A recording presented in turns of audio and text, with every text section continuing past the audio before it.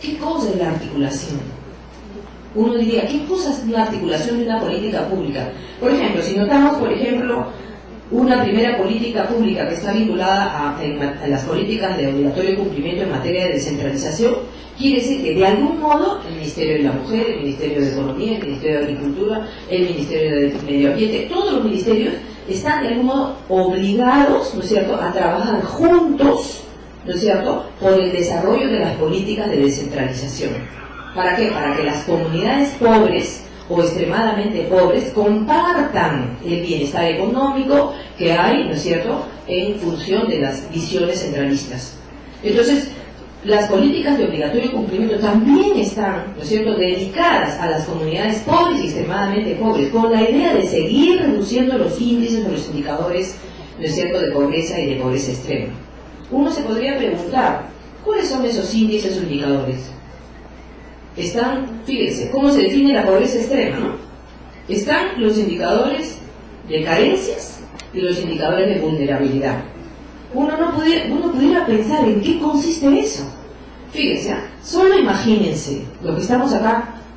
Les pido un minutito para hacer volar su imaginación. Imagínense que hoy día ustedes se hubieran levantado y no tuvieran agua para bañarse y ahorita estarían sin bañar.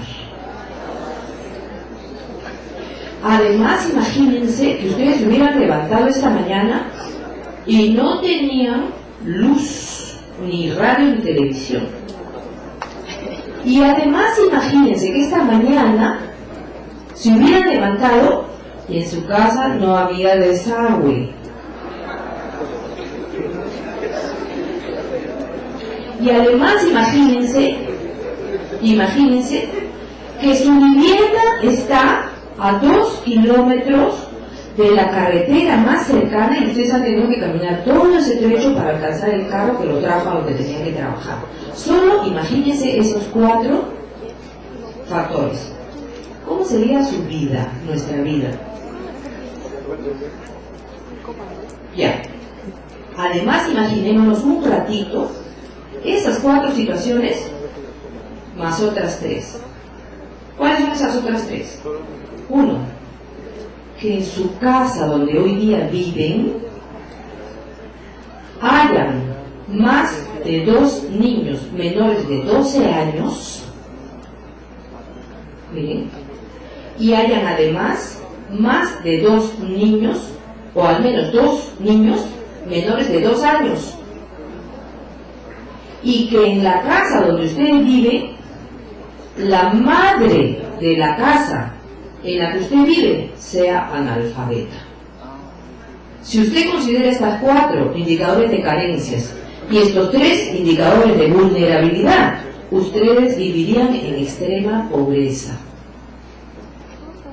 Yo les pido que hagan este ejercicio de imaginación para que comprendamos cómo nos obligamos en el gobierno a trabajar en función de las grandes colectividades pobres y extremadamente pobres, que no tienen luz, que no tienen agua, que no tienen desagüe y que viven a una enorme distancia de la carretera más cercana, que tienen niños menores que atender de 12 años y que tienen niños menores de 2 años y que además la madre es analfabeta.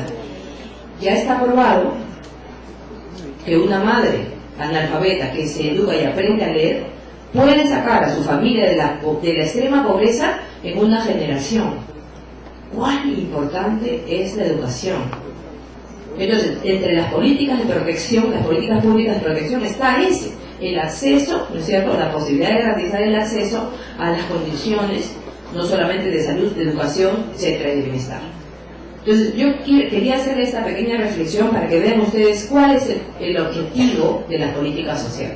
Entonces, miremos, por ejemplo, cuáles son las políticas de obligatorio cumplimiento. Veamos un ratito la definición de lo que es una política nacional.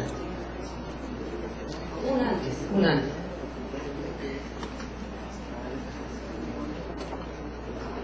Uno pregunta, ¿qué cosa es una política nacional? Yo estuve buscando definiciones, las encontré en la legislación de las políticas de obligatorio cumplimiento.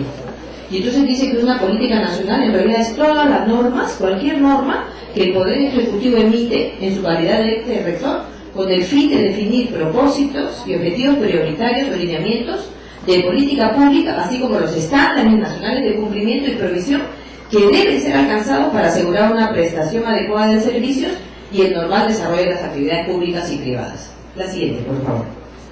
Entonces, dentro de las políticas públicas de obligatorio cumplimiento, por ejemplo, tenemos, en principio, las políticas en materia de descentralización.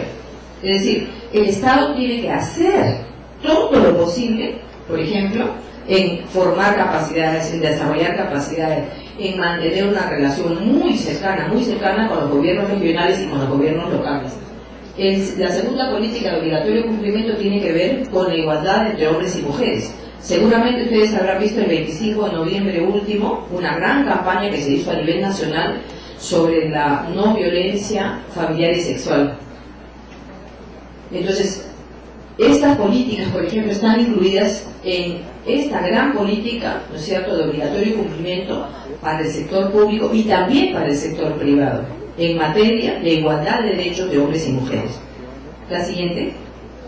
Fíjense, ¿qué otra política de obligatorio cumplimiento? Es decir, el Estado se obliga, ¿no es cierto?, a desarrollar acciones de política, es decir, de estricto cumplimiento en previsión de la juventud. Suerte tenemos, ¿no es cierto?, los que vemos en los grupos universitarios, de algún modo privilegiados, ¿no es cierto?, en las condiciones de vida, en las condiciones de bienestar.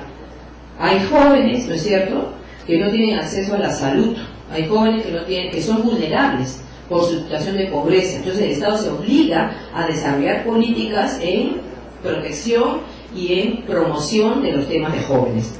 La siguiente es política de obligatorio cumplimiento en relación a los pueblos andinos, amazónicos, afroperuanos y asiático-peruanos, ¿no? Por ejemplo, desarrollando actividades en función de que las diversidades culturales, étnicas y expresiones, ¿no es cierto?, de los pueblos, de estas pueblos andinos, amazónicos y afroperuanos, puedan se vean garantizados en función de las políticas de protección y también de promoción, ¿no? La siguiente se obliga al Estado a las políticas, en relación a las personas con discapacidad y proveer todas las contribuciones que sean efectivas, ¿no es cierto?, para que se adapten a la vida social y puedan también tener derecho al trabajo digno, ¿no?, y bien remunerado. La siguiente es materia de inclusión. Por ejemplo, materia de inclusión tiene que ver con cómo es que los grupos tradicionalmente excluidos, ¿no es cierto?, o vulnerables, tengan acceso a través de voz y a través de voto en función de las diferentes estrategias de representación para que tengan posibilidad de decir, esta boca es mía en el pueblo donde ellos desarrollan. A eso se refieren las políticas en materia de inclusión. La siguiente tiene que ver con la extensión tecnológica, medio ambiente y competitividad. Y fundamentalmente parte de la estrategia que ustedes han desarrollado esta tarde, más temprano, tiene que ver con políticas de apoyo a la extensión, no solamente al impulso, a la investigación básica, pero también a la investigación aplicada y sobre todo a las tecnologías nativas, ¿no? La siguiente política de obligatorio cumplimiento tiene que ver con el aumento de las capacidades sociales y eso fundamentalmente se vincula a los programas de desarrollo social y a los programas de descentralización en función de que muchas de las competencias del nivel del gobierno central se han transferido, ¿no es cierto?, a las regiones. Pero esa transferencia no es decir, oiga, usted ahora le toca a usted administrar el vaso de leche, o ahora a usted le toca administrar los programas de protección juvenil o infantil, niños, niñas y adolescentes, sino que tenemos que mostrarles de qué manera el Estado lo ha hecho durante muchos años y ellos tienen que recibir formación y capacitación para que a su vez repliquen eso en sus gobiernos locales. Y la siguiente tiene que ver con materia de empleo en MIPES, ¿no es cierto? Es decir, promover el fortalecimiento de las capacidades empresariales de las pequeñas empresas, ¿no?, y la participación sobre todo en las últimas políticas en el tema de adquisiciones estatales y que ellos participen, ¿no es cierto?, del beneficio de la economía.